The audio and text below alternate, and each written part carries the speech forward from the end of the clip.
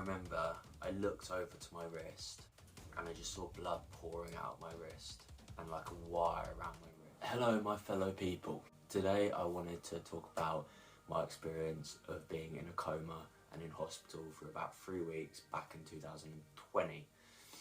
I was there for slightly self-inflicted reasons. I won't get too much into that, but the short version is I didn't want to be alive.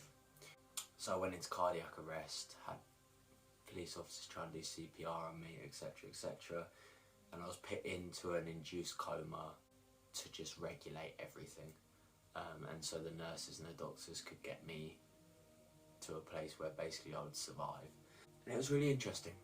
There's a lot of sort of questions about comas, specifically can you hear things around you when you're in a coma, and hopefully this video will give you a greater insight into what being in a coma is really like. So I'll start off with, I went into hospital, put in the coma, and I was in the coma for about a week.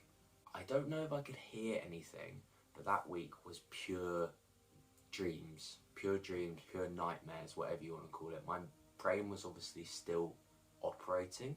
I was still thinking things, and it seemed that a lot of the things I was thinking, things I was dreaming, or the nightmares or whatever, may have been created with information that I was sort of taking on from the outside, right? So I'll give you some examples. For a long time I thought I was in a hospital that was basically this huge drug ring. I thought they were bringing drugs in, everyone was in on this whole thing, and I also for some reason thought there was a load of teenagers living above the hospital who didn't have families, and that's just kind of where that's where they lived, that's where they were. Instances where there was a really interesting whole sort of sequence of like dream that I had where I essentially thought that I was having some sort of reborn therapy. So in my head, I guess I had a lot of like needles in my arm and stuff, and in this like dream I believed I was having this therapy where I was being injected with psychedelics, opiates, lots of things, in a way to kill me and then have me reborn without all my issues, basically. And what sort of tied in with that is there was a really weird sequence of events where I felt like I'd been taken out of the hospital in a horse trailer. Part of my reborn therapy was getting my tattoos. So I got a couple of tattoos, got a few up there, getting my tattoos lasered off, and I believe that was happening to me. Obviously I was laid in a bed, like this, none of this was happening, it was just all in my head. And so there was a few things like that. I had a whole sequence of events where basically there was someone who was somewhat like controlling me. One of these teenagers, weirdly, that lived upstairs was kind of controlling me, and he trapped me in a room. He basically said that my parents were waiting outside. So I don't know if my parents would I assume they were like calling up. I think I kind of took in this information because I thought I was in this room locked upstairs in this shabby house where my parents were downstairs, and this guy had phoned me and said, your parents are downstairs, if you don't give me this much money, I'm gonna blow up the whole building. So I'm like panicking, like this is all in my head, this is all while I'm in a coma, I'm panicking, and then suddenly all the like walls just fall down, and it's a whole set, like it's this whole set, it wasn't real, and I was basically just being fucked with. It was really, really odd. Something that also happened is I believe that at one point a police officer had come into what I thought was this big drug ring, and one of the nurses had basically hid drugs on me, and somehow I then sweat and they'd all gone into my system, and this nurse had said just run. So she planted this thing on me. I'd like hated her, and then I came out of the coma, and what happens when you come out of coma is you can be very delusional. It's quite a common thing that happens. Obviously, if you're delusional, you don't know you're delusional unless someone like explains it to you. So I thought this was still happening, and I started to, every time this nurse walked by, I would glare her down, right? Because I thought in my head that she had stitched me up, but I wasn't aware that it wasn't something that actually happened. And then I had a psychiatrist come in like a few days later and basically sit down with me and be like, yeah, it sounds like you're having a lot of delusions. Like I was screaming, I was saying that people were trying to hurt me.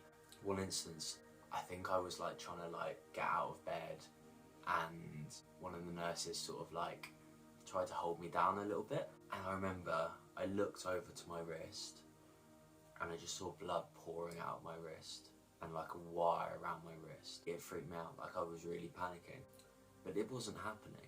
It's just I was having such heavy delusions that I thought this was happening. And then yeah, the psychiatrist came in. Psychiatrist explained to me like people get delusions, like it's very common. And suddenly I was a bit like, oh, like why wasn't this explained to me a bit sooner? Because suddenly I wasn't scared of some of the nurses. Suddenly I actually had a laugh with one of the nurse that I hated. I said to her a few days later, like, I'm sorry that I kept staring you down because I genuinely believed you had done this thing to me. So yeah, really interesting, and it was a hell of an experience to have. And just to give a bit of like what happened after, so I came out of the coma. I was really unwell, I was really skinny, and I was really malnourished. And basically I spent the next couple of weeks just trying to get right, trying to put on a bit of weight. Because what had happened, because I had a tube in, my stomach had shrunk basically, so it was really hard to eat anything. I was moved into like so I'd come out of intensive care and I'd gone into like a more like relaxed place where I could just get my head right. I read a lot of books, and eventually I had like another psychiatrist come in and they put me on tazapine, which helped me eat. So I started clearing my plate. I was so hungry and it let me sleep. And yeah, I got out of hospital, they let me go home because there was in two minds where I'd go straight into a psychiatric ward, but they let me go home with my parents. And weirdly, that was almost a turnaround for me. It was during COVID, so I moved back in with my parents. I didn't leave the house much, but it let me just put time into reading, let me put time into my own mental health, into getting healthy. I went for runs. Like people say you need to hit rock bottom to like make real change, and I generally think that's what happened. Like I hit my rock bottom. I should have died. My parents were being prepared for me to die, and somehow I was lucky. I was very lucky to make it out, not only alive, but to make it out without any serious brain injury. And yeah, it was the change I needed. And yeah, things got better from then. I still struggled. Still took a long time for my brain to get right. It was an experience I needed, I think. Alright, thanks for watching. And I want to try and do more of these stories, but I also want to try and work out how to make them a bit more engaging. Because I understand it's quite hard for people to just sit down and just listen to someone talk. I'm going to try and work out how to do some more visual things maybe. But yeah, if you've got any questions, more questions about my experience in a coma, then please put it in the comments. Give this video a like, subscribe, and hopefully yeah, I can bring you more content. Cool.